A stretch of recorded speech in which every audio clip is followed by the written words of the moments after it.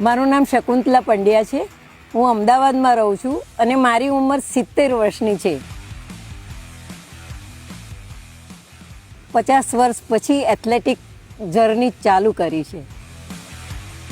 40-45 વર્ષની ઉંમરે મને મેનિસ્કસ ટેરની કે ગાદી ફાટી જવાની તકલીફ ચાલુ થઈ અને ડૉક્ટરને બતાવતા મને અમદાવાદના મોટા ભાગના ડૉક્ટરોએ કહ્યું કે તમારે ની રિપ્લેસમેન્ટ કરવાની હતી.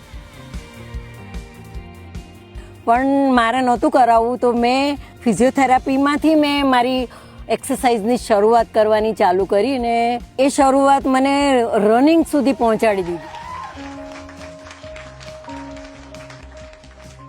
રિસન્ટલી હું મલેશિયા જઈ આવી અને ઇન્ટરનેશનલ